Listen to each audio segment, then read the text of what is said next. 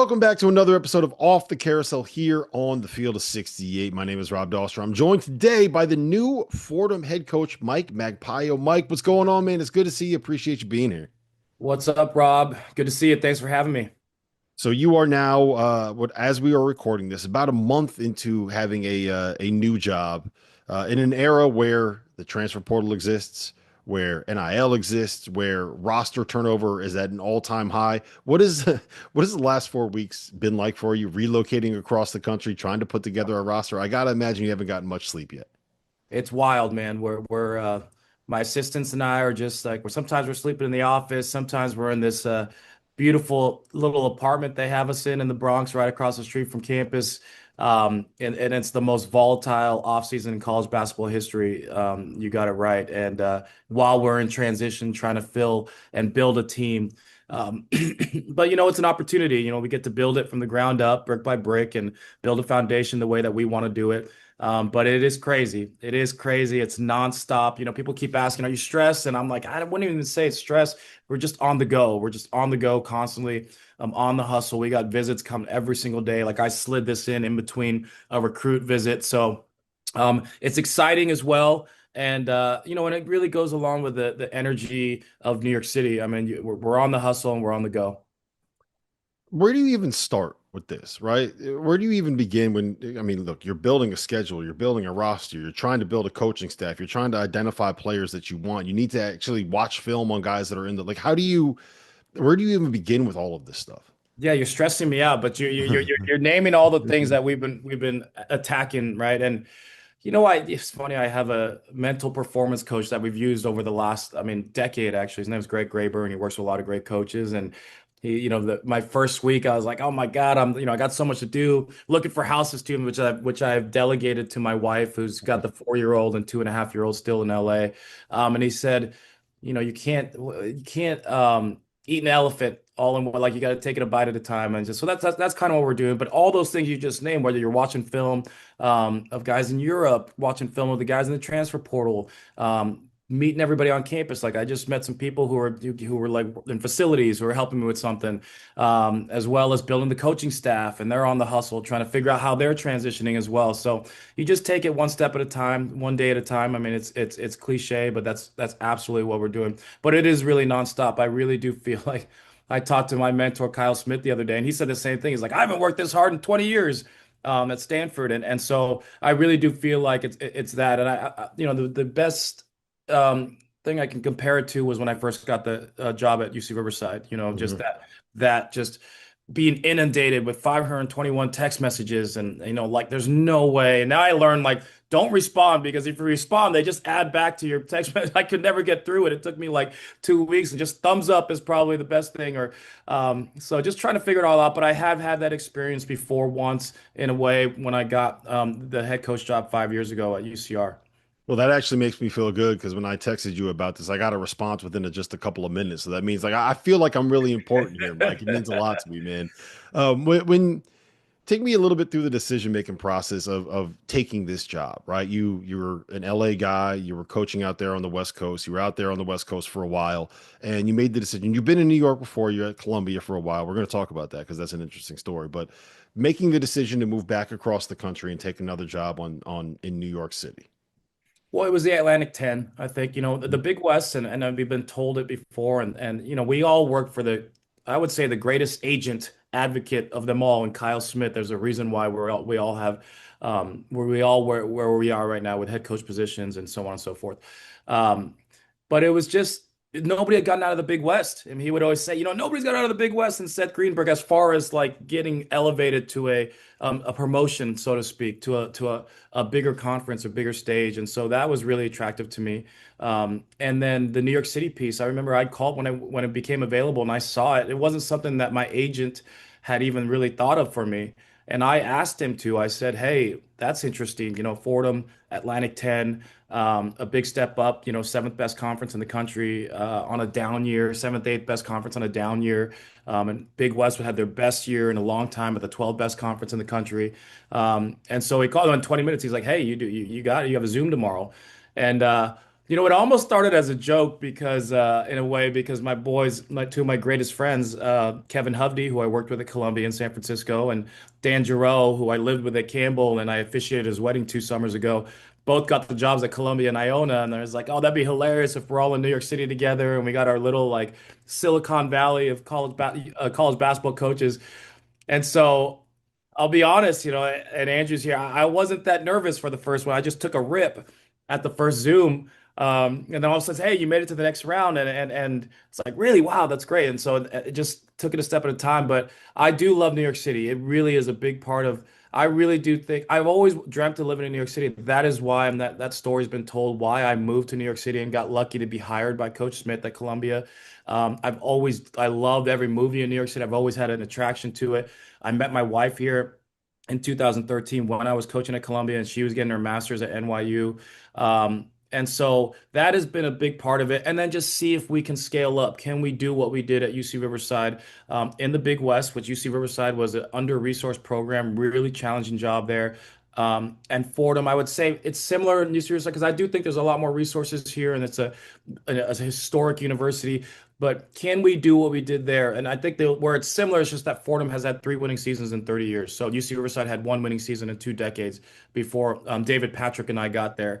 And so that's what we're looking to do here at Fordham is can we scale up and can our program succeed at this level in the Atlantic 10? And we'll see. If you haven't heard by now, we have partnered with BetMGM for the season. We'll be using BetMGM lines to make all of our picks, and we'll have special offers for the listeners and the viewers. Download the BetMGM app and sign up using the bonus code FIELD. Deposit at least $10 and place your first wager on any game, and you'll receive up to $1,500 in bonus bets. Go download the BetMGM app and use the code FIELD today. You mentioned that Columbia staff and Kyle Smith. I had to go back and double check it just to make sure that this is real, right? Yeah, Kyle Smith, now the head coach at Stanford. Todd Golden was on that staff, who obviously just won the championship at Florida. You had Havdi, who's now at Columbia. Kobe Altman, who was the GM of was it the Cavs, right? He was with President the General Manager Cavs. of the Yeah, Cavs. and then Carlin Hartman, who's a stud, right? I love Carlin. And you're all on the same staff, and You it's got two at more. John Columbia. Jakes. John Yep. Jakes was our graduate assistant, and John Andrzejczyk was our little student manager hustling around in That's their right. Yeah. Campbell now, right? Campbell and Cornell, Cornell and Campbell respectively. And the joke is that year, that 2013 year where we were all together, that was his Coach Smith's third year. We finished last place in the Ivy League. So it's hilarious that, and Todd actually replaced Kobe Altman. And then when we had a big 22 win year or whatever it was, and in 2014, and then we left all different jobs, and then Derek Phelps, who's going to be on staff here. I don't know if I'm allowed to say that yet, but he's working on it, close to being fully hired. He'll be joining us, and we cross paths at Columbia. So again, we give credit to Coach Smith. I think all of us learned from him and have a similar blueprint in how we run the program. Like Todd was really generous to let me hang out with him every practice and shoot around at the Final Four weekend. And that was just for me learning at the highest level, obviously, the national championship, but seeing that the same things that we do, it really confirmed in my beliefs again. Actually left there with even more confidence in the way we do things because it's very similar to what we do. All of our personalities end up evolving and changing some of the offenses, defenses, but just the structure and the way that we teach and the way that we operate is all very similar. Now, I mean, Coach Golden, Todd was operating at an elite level. He was in fine form. I mean, he drilled. This is like how he was on point. He drilled 4 half-court shots in a row on at the shoot around on game day, I heard national about championship this. game day, in a row. And he's been clutch. He hit one the day before the practice between the Final Four. They had like everybody in missed, and it's not really that big a deal, but you definitely want one to. It's nice if one makes it. Then they had celebrity coaches, Coach Smith and Dave Klatsky, the NYU head coach, was there because his brother-in-law and myself. We all missed, and Todd was last even the day before, and he drilled it. And I thought that was incredible. But then the next day that he made 4 in a row. He was just locked in on point. I was very impressed with his poise and the way that he coached that team, obviously to a national championship. What did you learn from there? Because I asked some guys about just like what should I ask Mike on the Zoom? I have him coming on here, and they were like, "What was it like to be a Gator for a week as we won a championship?" And I mean, you were there, you absorbed it all. what did you kind of learn? What did you take away? Is there anything now that you're going to implement in what you're doing at Fordham? Yeah, for sure. Two things I keep taking away from it, and I've been using them on my recruiting Zooms. But I was smart enough a month before. I just saw they were on a run and they were doing a great job, and I was like, "Hey, Golden, like I'm in when you guys in the NCAA tournament and when you make your run, I'm in." He's like, "Of course, you get to be, you know." And so I held him to that, but he was super generous. I was like sitting with him on the bus. Two things. I just think the organization, like I talked about, the organization of the program, the way that they operate was very familiar, very similar to what we do. Nothing tricky.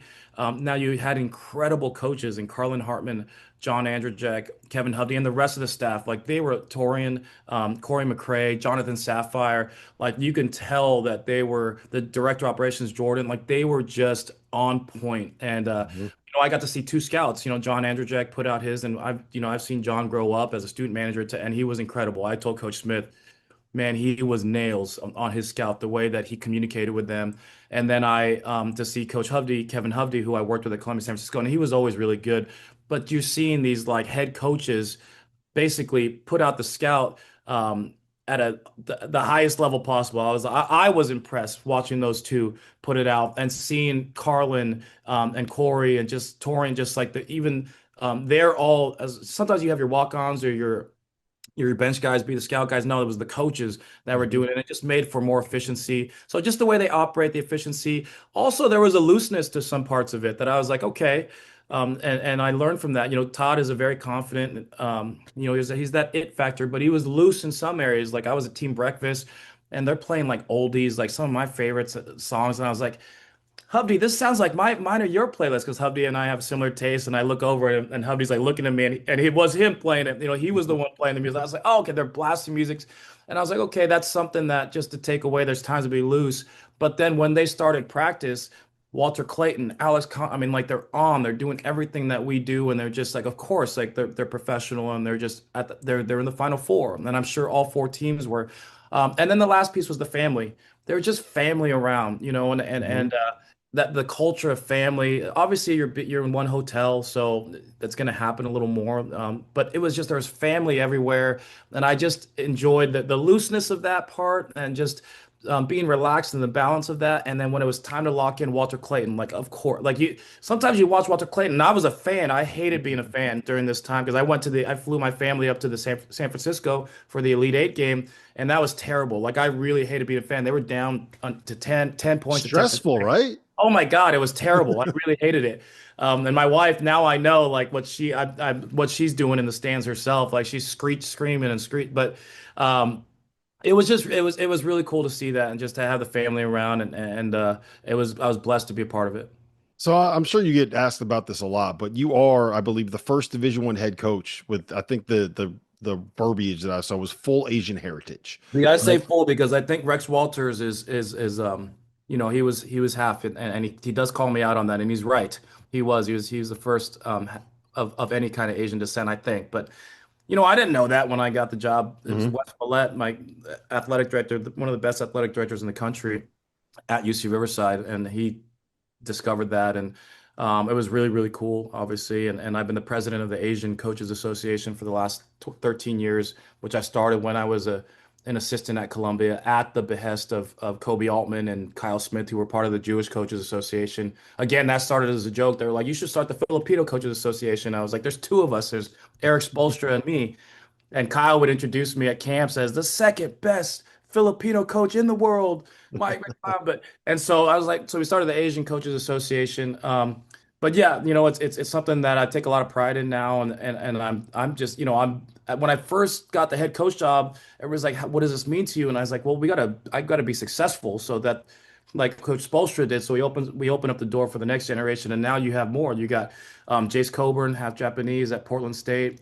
We count Jerome Tang, who's Sri Lankan at Kansas State, and then Zach Chu at Radford. So just really proud. And you got great assistant coaches, Aaron Katsuma at Minnesota, Mhm. Anthony Santos at Long Beach State. So obviously, over the years, I've become very familiar with all the Asian coaches in college basketball, and like Dice, the Japanese assistant at the New York Knicks, really excited, and we signed a Japanese player from Akira Jacobs recently. So it's very exciting to see it grow, and I'm very proud of it. Well, and it matters too. And this really I guess I always kind of subconsciously knew about it, but it hit home for me when my daughter we're a UConn family, right? And my daughter was watching Paige Beckers, and it's one of those things where it's Yeah. like, oh, I'm watching her on TV. I can do that, right? Yes. That can be something I can do around it. Like representation like that, it matters. So it's something that you should be proud of. Yeah, I mean, the reasons I got into this, I mean, I was just a JV high school basketball coach in Southern California, and I was a CEO of a real estate company. And there's two reasons why I thought for some reason that I could do it. Number one, Eric Spoelstra,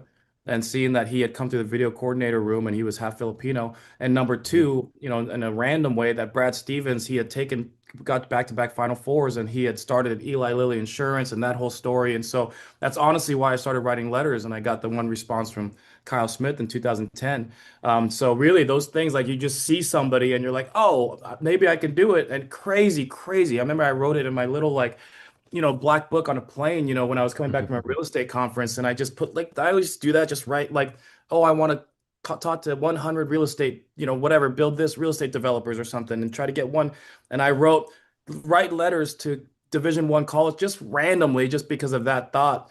And then it opened up doors, and some crazy stuff happened, and I'm here now. So let's get back to Fordham, Yeah. and I can kind of leave you with this. The Rose Hill Gym, the last couple of years under Coach Ergo, has really turned into one of the better home court environments that you're going to find in the Atlantic 10. And I do think that there is a good base that he has built there for you. How do you kind of keep that thing growing? How do you keep this momentum going? How do you get the Fordham fans to continue to stay engaged at the level that they've been at? I know. I don't know if I can do it. He had a lot of energy. I seen videos of him throwing himself into the crowd and all that stuff, and which is cool. And obviously, I really believe in this. And like you got to put a good product, a winning product on the floor. Like that is my responsibility, mine and my coaching staff's responsibility.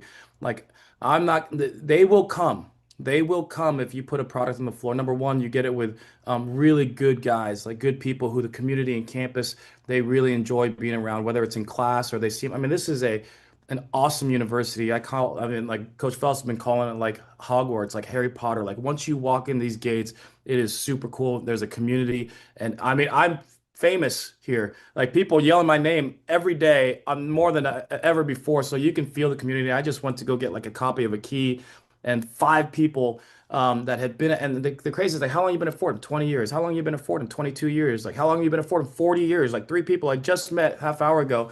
And they're so like, Andrew, how long you been at Fordham? Over the course, second stint, like 15 years. Yeah, so people love it here. There's so much pride here, and I could definitely feel that. So I think if you put a good winning product on the floor, they're going to come. And I think the students are waiting. I mean, I get stopped by students all the time. They're really excited. They are eager for a winner. And you know what? Again, I'll use UC Riverside again I guess on a smaller scale. Big West is an incredible conference, very very well coached, and we are 14-1 at home this year, 40% higher attendance. I mean, highest attendance in school history, and again because of winning and you put a good product on the floor. So I think that, and then this is New York City, so if we do it, it's going to take a lot of work. We got a big challenge ahead of us, but I think Rose Hill will be rocking. Well, listen, Mike, I appreciate you jumping on. I know you got a lot going on right now, moving across the country, starting to, building a program from scratch, more or less, is not the easiest thing to do. I appreciate you carving a little bit of room for me in your schedule. Best of luck, and I'm going to get up there, man. We do A10 Media Day stuff. We do the A10 podcast. This will not be the last time that I